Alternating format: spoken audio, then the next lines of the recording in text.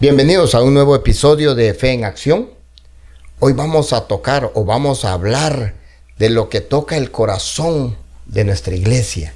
Vamos a hablar de la pastoral.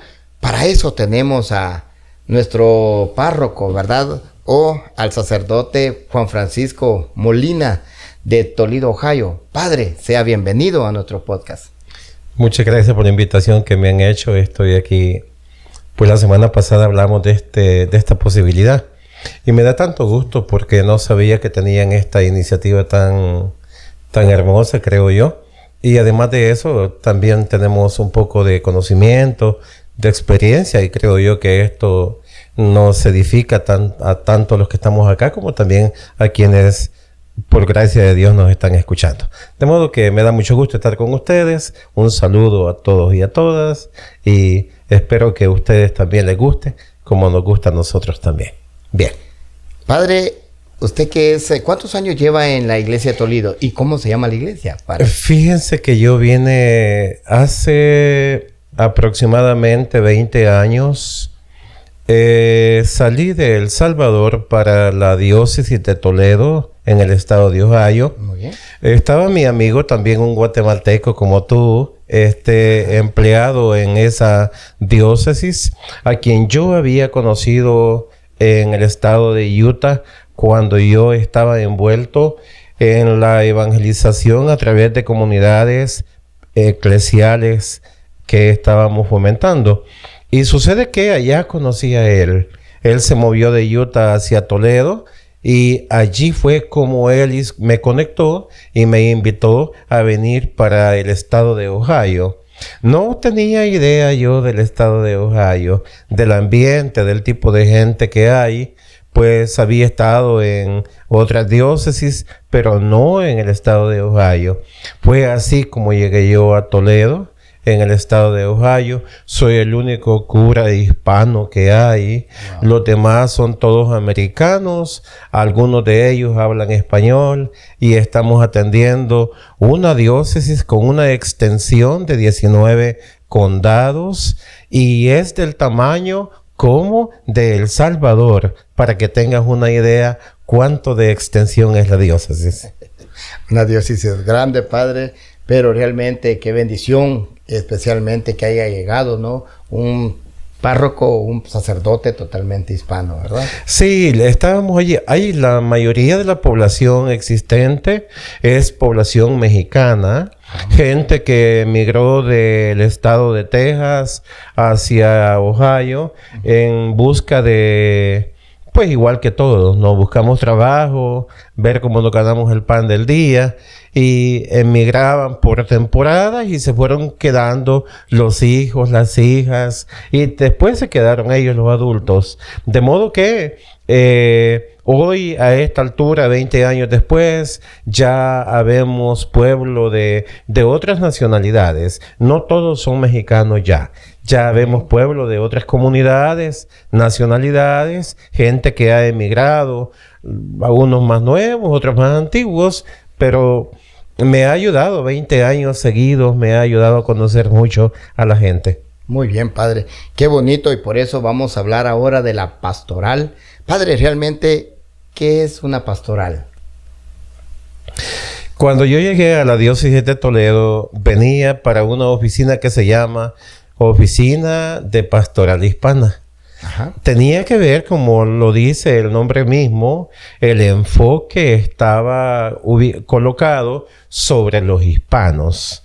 Entonces, llamábamos Pastoral Hispana a los servicios que como oficina dábamos o ofrecíamos al pueblo hispano presente en la diócesis de Toledo. Ahora bien, ¿qué es la pastoral?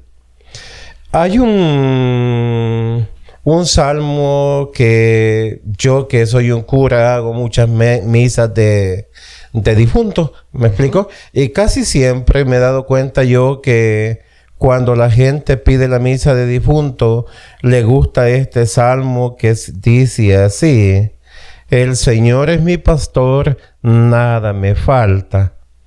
Y empieza el salmista a describir el perfil de pastor que él conoció. Casi que sabemos de memoria ese salmo. Dice que como Dios es su pastor, entonces no le falta nada. Y va describiendo el perfil del pastor que el salmista conoció. Prácticamente le llama pastor, como podemos ver, a alguien que estaba pendiente del cuidado suyo.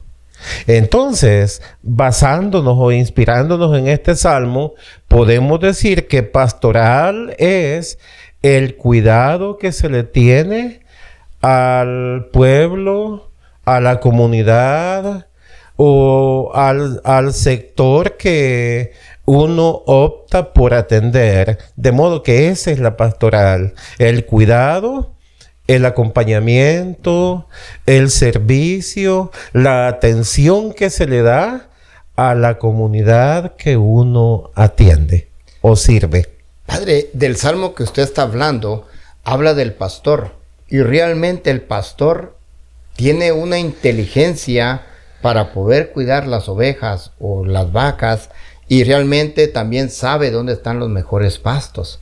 Sabe también dónde está, digamos, el agua, el manantial, donde las puede llevar. De hecho, digamos, si mencionamos algunos, David fue pastor, Moisés, digamos, Dios lo llevó a un lapso de su etapa donde le tocó después de príncipe, después de ser un gran guerrero, digamos, le tocó ir a hacerla de pastor. ¿Qué le querría enseñar Dios a estos hombres con ese proyecto de que tenían que ser pastores?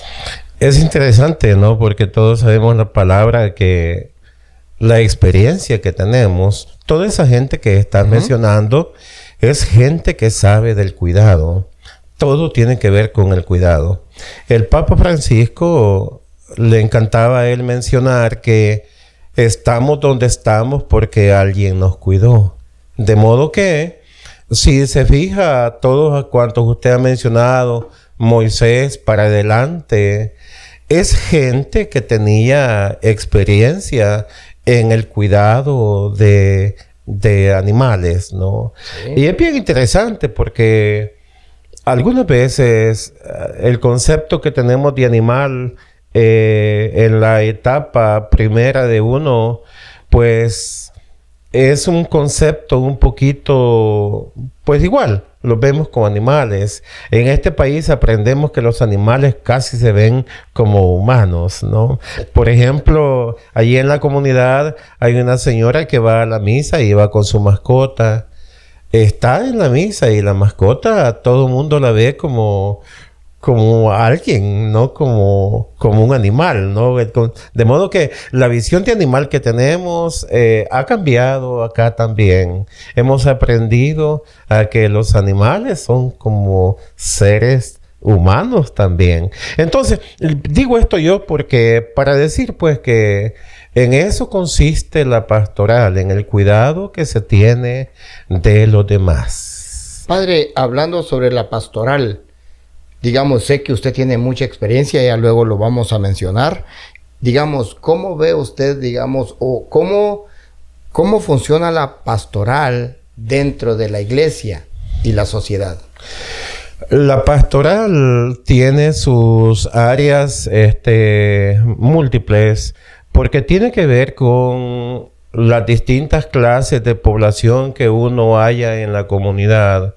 Un pastor debe, en mi opinión, ser muy observativo para identificar las necesidades que el pueblo al cual atiende posee. Y de aquí surge, por ejemplo, la pastoral de la salud, porque tiene que ver con la atención a los que están enfermos y hay que ver cómo obtenemos la sanación de ellos. Surge de aquí también la pastoral de movilidad humana. Concretamente yo, que soy un cura salvadoreño, estoy acá y la gente, quien me tiene acá es la gente que emigró de sus lugares de origen y tienen necesidades muy específicas que atender. Por ejemplo, el idioma. Hablamos este idioma tan bonito que llamamos español y a ellos les encanta que uno les hable en español, que los confiese en español, que hable con ellos en español. Y entonces eso es también una necesidad.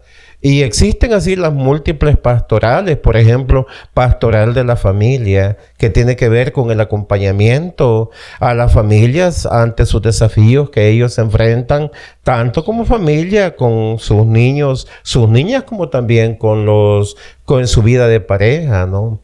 Entonces surgen las pastorales, tenemos la pastoral juvenil también, que es prácticamente atender, como decía el pastoralista colombiano Edgar Beltrán, que pastoral juvenil se hace estando con las jóvenes y los jóvenes. De modo que así van surgiendo, vamos identificando las pastorales. Muy bien. Pero naturalmente las necesidades son múltiples, ¿no? En una comunidad, ¿no? De modo que a eso venimos acá. Sí, como estamos hablando de la pastoral y volvemos un poquito al principio, padre, hablábamos de que el pastor cuida, ¿no? El pastor protege, el pastor guía y va buscando cómo alimentar a sus ovejas. Padre, cuando hablamos de la pastoral dentro de la iglesia y en la sociedad, también es bonito que el pastor identifique, ¿no? Digamos, como por ejemplo los profesionales, que le pueden hablar a otros profesionales a su nivel, digamos, que pueden poner al servicio la profesión también, cuando son hombres o mujeres llenas de fe. También pueden, digamos, ponerlo al servicio de los demás, ¿no? Digamos, cuando son personas espirituales, personas que conocen de Dios, personas que han tenido un encuentro con el Señor y, digamos, ya sea profesionales, ya sean campesinos, ya sean que trabajen en la labor o, digamos, en limpieza, pero cada uno de ellos tiene mucho que aportar a la sociedad, ¿no? Digamos, de la iglesia a la sociedad. ¿O cómo podríamos... Pues yo pienso que uno como pastor, pienso que también uno identifica el talento que existe en una comunidad. Por ejemplo, en mi comunidad, su comunidad, tenemos, por ejemplo, jueces. ¿Cómo nos ayudan los jueces? Por ejemplo, cuando la policía para a una gente que no tiene documentos y hay que lidiar con ello, ¿no? No hay documentos y le ponen un ticket y hay que ir al juez. ¿Cómo ayudan los jueces en mi caso, no? Veo eso también. También tenemos médicos. Entonces, ¿cómo ayudan los médicos también? Tenemos psicólogos en la comunidad. ¿Cómo ayudan los psicólogos también? De modo que todo ese talento que uno va identificando se suma a la pastoral que se hace en una comunidad. Porque esto de la pastoral no solamente tiene que ver con asuntos de prédica de evangelio o también de enseñar a orar a la gente, sino más bien de atender necesidades humanas básicas.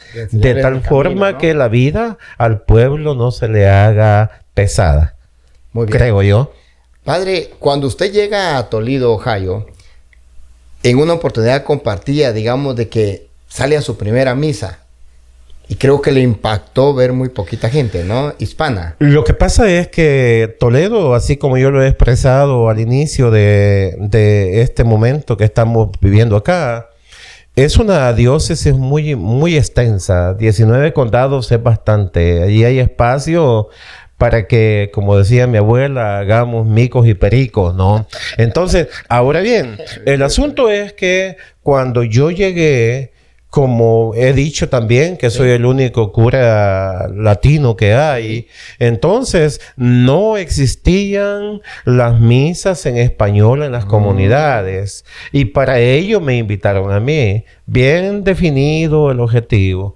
Me dijeron a mí, necesitamos a alguien que le guste estar con la gente. Necesitamos a alguien que le guste visitar a la gente y necesitamos a alguien que le guste agregar a la gente. Y fue así como yo empecé a visitar la gente en las comunidades de casa en casa, invitando a ellos a la misa del domingo. Y empezábamos porque al principio fue desafiante. ¿Sí? Yo venía de un modelo de iglesia donde usted está en la iglesia y llega la multitud de gente a la misa. Acá no.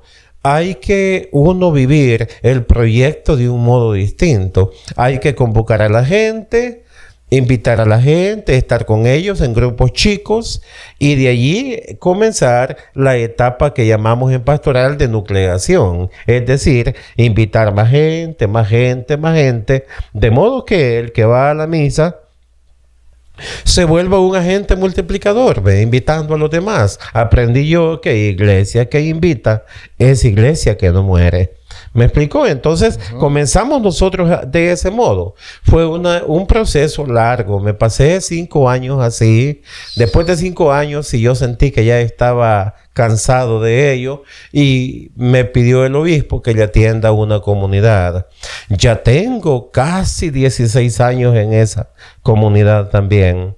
No me ha sido fácil tampoco porque el pueblo igual, como cuando uno no atiende a la gente, hablando de pastoral, el pueblo menos se atiende, menos capacidad tiene de que se vaya juntando, sino que se haya, pero se haya dispersado, exactamente. Y se llevó tiempo eso. Gracias a Dios, ya hoy otra es la historia, pero se ha llevado tiempo. De modo que el impacto que tiene también en las comunidades, porque esto no solamente nos ayuda en cuanto que atendemos a la gente, sino también que, como decía el Papa Pablo VI en el documento de la Evangelii Nuntiandi, grande es la contribución que el Evangelio da a la vida de la sociedad, ¿no? El Papa hablaba que para un mundo nuevo se necesitan hombres y mujeres nuevas. Entonces yo pienso que allí consiste la dinámica de, como decía el teólogo español José Ignacio González Favos, como la sal, ¿no? Sencilla, pero cuando no está se siente, me explico así. De modo que esto es lo que creo yo, ¿no? Que una vez desde el Evangelio podemos hacer una contribución muy significativa a las comunidades y creo yo que lo estamos logrando.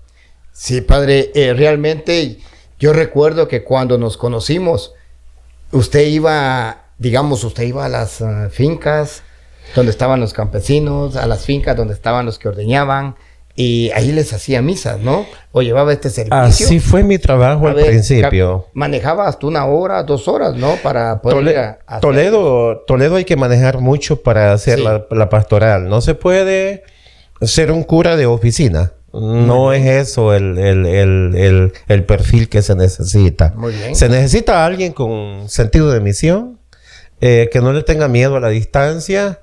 Por ejemplo, el área de Toledo, mucha gente se gana la vida sacando leche de las vacas, ¿no? Sí. Entonces, y esa gente nunca tiene tiempo porque solamente tiene un día de descanso a la semana. Y entre semana. Exactamente. No podemos pensar que ellos van a misa el domingo. Se trata de que uno los busque a ellos. Y algo lindo, como somos un pueblo joven, al igual que usted tiene una niña, también ellos tienen muchos niños. Entonces, es hermoso porque hay que buscar por ellos, porque ellos, a lo mejor quizás hay que preguntar a ellos si les gustaría bautizar a sus niñas. ¿Me explico? Sí. Entonces, eso es así. Luego, la comunidad mexicana, como usted sabe, tiene esa cultura tan bonita que ellos nada hacen chiquito. Me explico, cualquier cosa, un cumpleaños, ellos tienen la cultura de presentar a las niñas y a los niños cuando están cumpliendo 3 años. Entonces, para todo le piden a uno algo así. Entonces, usted tiene que estar muy disponible para poder acompañar a ellos según la cultura de ellos, porque también cuando uno hace pastoral, la cultura hay que tomar muy en cuenta. Una pastoral tiene que ser culturizada. Si uno no sin cultura, pues entonces uno se queda arando sobre el agua, ¿me explico? Sí. De modo que todo esto es una grande enseñanza y me acompaño a la gente que trabaja en la industria de las vacas, gente que trabaja en el campo, gente que además de eso también trabajan en la levantada de la cosecha. Todo eso es lo que hacemos, del tomate, bueno, toda la cosecha. De modo que es lo que yo hago en la diócesis. Tengo una comunidad, tengo una iglesia más o menos con una cantidad de 700 familias, más o menos el número. Pero además de eso, como yo estuve 5 años en la oficina hispana, entonces la gente de las comunidades de los 19 condados me conoce y me llaman, me piden que los ayude a confesar, a visitar a un enfermo, a bautizar a un bebé. Cuando pasan dificultades a nivel de familia, me piden que si los puedo escuchar para ver cómo, buscamos la salida menos agresiva. Sí. Me explico, sí. De modo que eso es, y hay que estar viajando mucho, fácilmente. Yo pienso que 2 horas y media de área que uno maneja, y hay que estar muy disponible para la gente. 2 horas y media de ida y 2 horas y media de exactamente, venida. Pero ese es por el amor hacia Dios, ¿va, padre?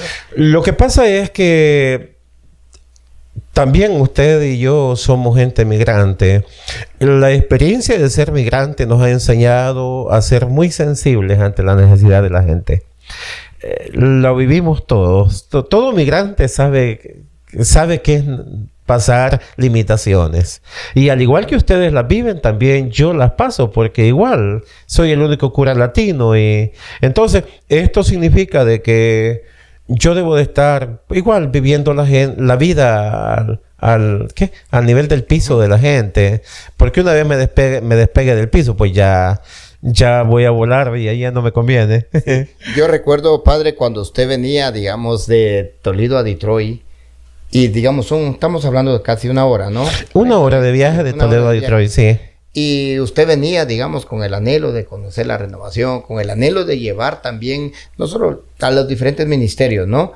Por ejemplo, hoy sigue viajando porque conocer la espiritualidad de Emaús. Y recuerdo que viajaba por conocer la espiritualidad de la renovación carismática con el deseo de buscar para su parroquia, para sus miembros, el crecimiento espiritual y las diferentes espiritualidades para que se pudieran identificar dentro de la iglesia. Eso es algo grande que un pastor anda moviéndose, anda buscando. Tal vez de ahí, padre, podríamos decir que hay una mentalidad aún todavía que dentro de la iglesia, que ellos vengan. Es obligación de que si ellos no vienen, ellos se lo pierden. Pero realmente buscarlos, salir a buscar, como decía el Papa Francisco, quiero pastores que vuelan a oveja.